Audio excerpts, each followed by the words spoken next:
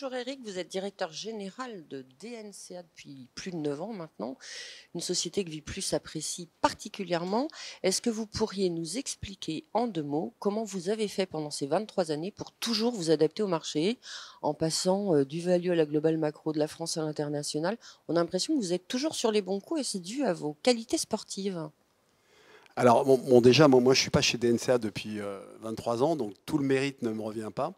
Ça fait un peu moins de 9 ans que j'y suis, mais c'est vrai que le temps passe vite. Je crois que la qualité première de DNCA depuis sa création a toujours essayé d'essayer d'identifier les talents et de les attirer. Donc, ce qui explique qu'on a été capable, au cours des années, de recruter des équipes de gérants de qualité, de recruter des commerciaux de qualité. Donc, le premier gérant emblématique qu'on ait recruté chez DNCA, c'est Jean-Charles Merriot en 2002. Auparavant, il était patron de la gestion à la compagnie financière Edmond de Rothschild. Et Jean-Charles est toujours à bord. Et le dernier recrutement un peu emblématique que l'on vient de faire est un recrutement à venir, puisqu'on vient de recruter une équipe de 2 gérants obligataires qui était chez AXA IM et qui nous rejoignent à la fin du mois de juin. Et donc voilà, c'est toujours cette stratégie d'essayer d'identifier et d'attirer les talents, et puis surtout de les garder à bord, puisque ça fait partie de nos points forts, c'est-à-dire qu'on a un turnover assez faible.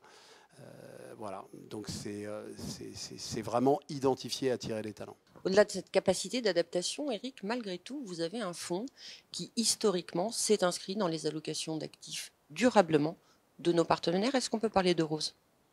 Tout à fait. Eurose, c'est clairement l'emblème de DNCA. Ça a été à un moment donné le plus gros fonds de la maison. Aujourd'hui, il a été dépassé par un autre fonds qui s'appelle Alpha Bonds.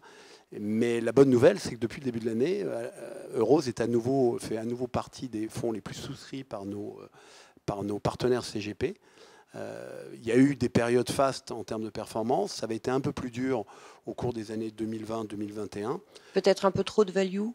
Un peu trop de value, donc c'est exactement. Donc on a essayé de changer ça, on a essayé d'avoir une approche un peu plus blend en y mettant un peu de croissance.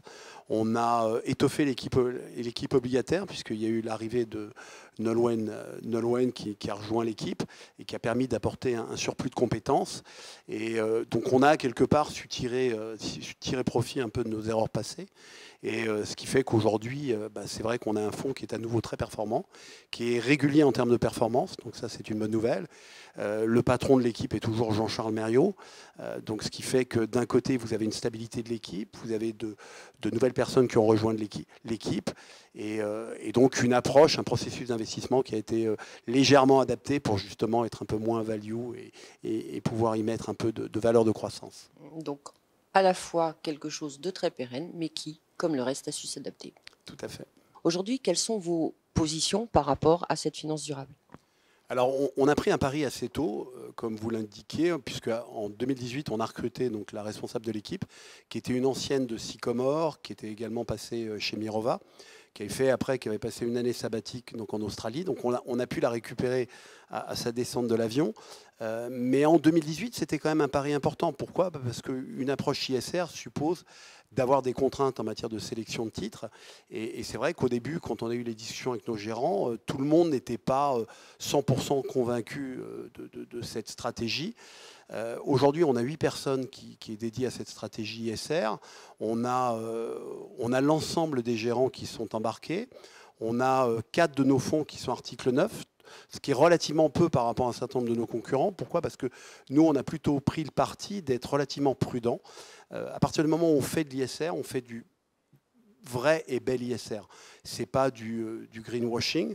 Donc aujourd'hui, voilà, c'est une équipe de 8 personnes. C'est à peu près 1 milliard d'actifs qui sont gérés donc, en article 9. Et voilà, pour nous, c'est une stratégie importante et avec de grosses ambitions pour les années qui viennent. Alors effectivement, et merci, parce qu'avoir autant d'articles 9, c'est assez rare.